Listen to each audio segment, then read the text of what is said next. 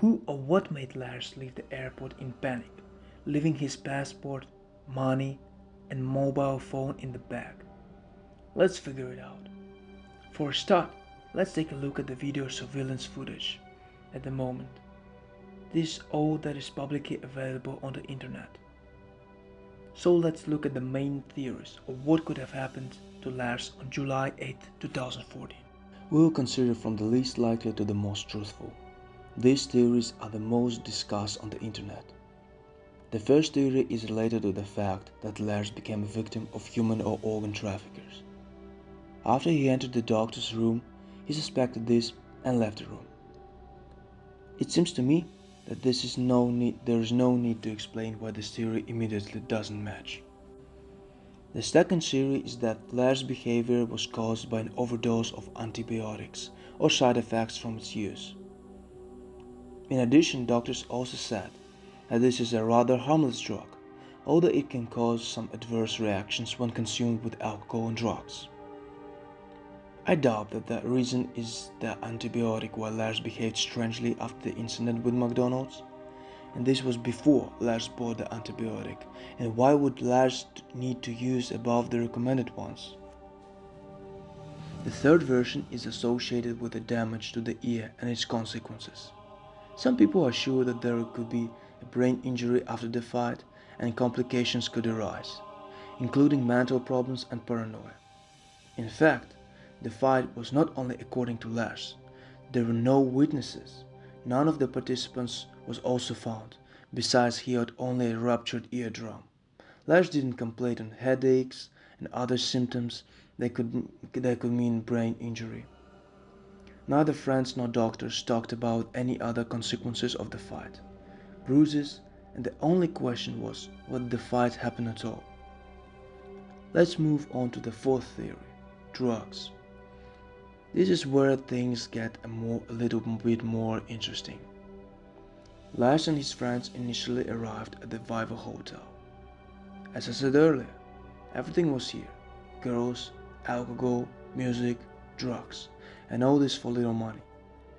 Perhaps it was here that Lars first used illegal substance on his vacation. After his friends left home, Lars stayed to solve problems with his ear. He settled at the Colo Hotel. This hotel is located near the Moscow district. Moscow district is a ghetto where most gypsies live. This area is large number of drug addicts as well as high crime rate compared to the other areas. From this, several major narratives can be derived. He became a victim of drug couriers. They beat him and asked him to deliver drugs to another country, possibly to Germany. Remember the mother's night calls with the words, "They're following me."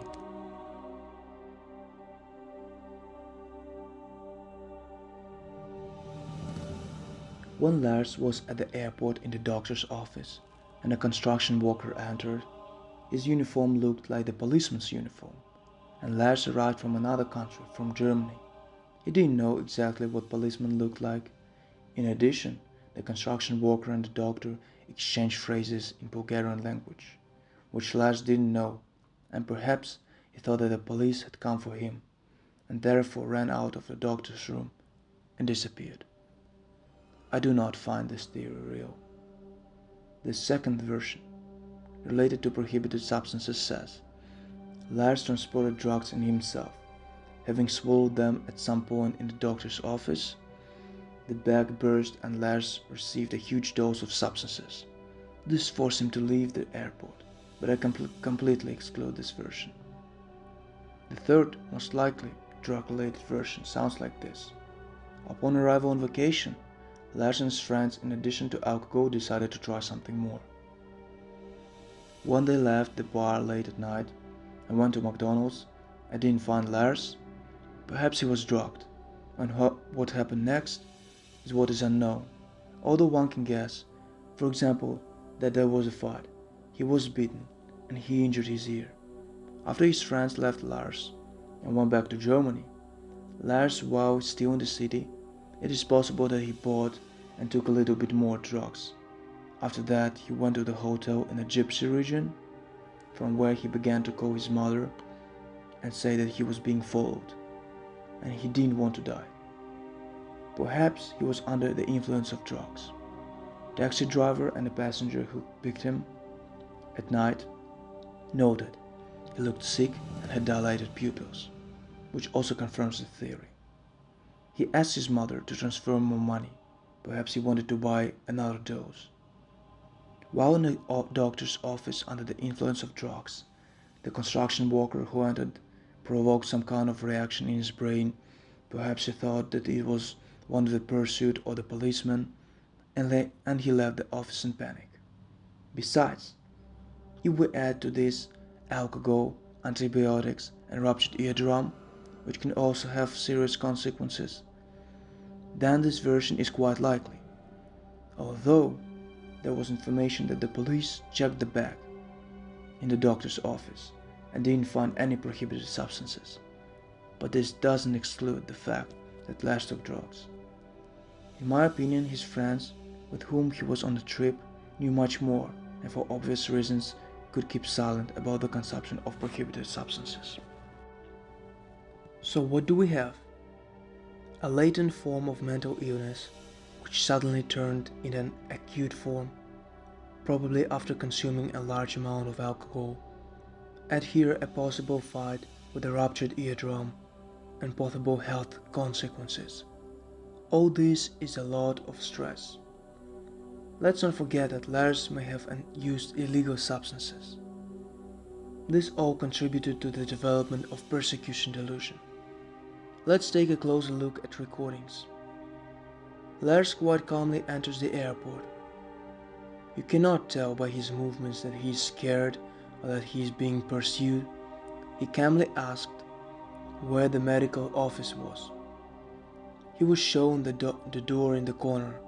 He entered the doctor's office at 8:20 and escaped from the office at 9:09. From this we conclude that Lars stayed in the doctor's office for about 48 minutes.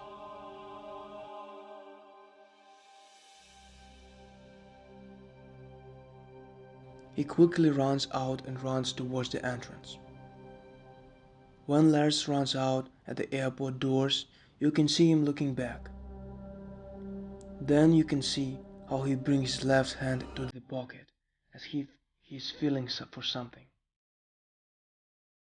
It is worth noting that he ran out of the doctor's office very quickly, then slowed down, going out into the street. After running a few meters, he moved a step. It seems to me that at this moment he turns back again, as evidenced by his posture. His body is turned and his left hand is directed back. His right hand is holding his shorts. At least this is what I see. Be sure to write in the comments what you see, because I can be wrong. He leaves the airport.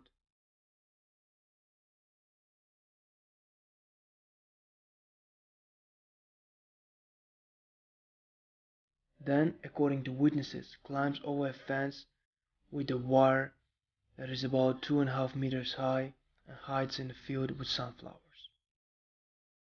Now let's figure out where Lars ran away. We open satellite images of Varna Airport. We see a detailed image, but this image was taken in 2019. That is, more than 5 years ago have passed since the loss, and the airport has undergone noticeable changes.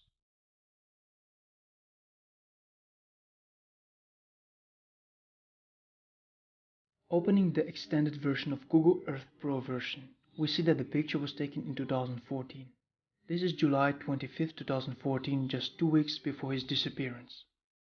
Now we are once again watching the recording of how Lars leaves the airport, building a path for his movement. Now we build a route. It turns out like this, but it ends there. Lars disappears from the field of view of the video camera.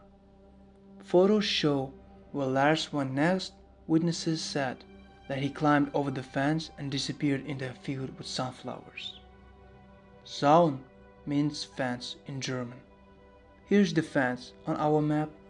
From all this we conclude that Lars disappeared at about this point. But where he could disappear after? We do not see any forests or rivers here. If you look at the flowers of a dot on the field, we see something like the picture of a huge field with sunflowers. There was information that after Lars disappeared, the police passed this place with the dogs, but again, they didn't find anything. In July 2014, from the 8th July 2014, the temperature was 28 degrees. In fact, it is very hot. Lars left the airport leaving all three things there: a bag, phone, money. The only thing he had with him was a wristwatch. He had no water and the temperature was very high. In Germany, he was not prepared for such hot days. The researchers note that a week is the most for body's ability to live without water. According to scientists, death occurs after 3 or 4 days of life without water. To find water, he had to drink from the pond or turn to people for help. But there were no calls, given that old news sources spoke about this. Besides, the German-speaking tourist from Germany, who only has a watch with him and probably a mental disorder, would be difficult to go unnoticed. From all this I draw my personal conclusions. In my opinion, unfortunately Lars is probably not alive. Given the place where he went, he should still go out to people. Perhaps his body is very close to the field of sunflowers. There is information that about a year later, a Bulgarian truck driver came out with a report that he had picked up a homeless person. Since then, he saw the posters of the missing people installed by the police and is now sure that this person could be Lars. In 2016, on the official Lars search page, a photo of a man was published, which is very similar to Lars Mittank. People have noticed the similarities and he really looks a lot like Lars. The official answer is, family and friends are sure this is not Lars.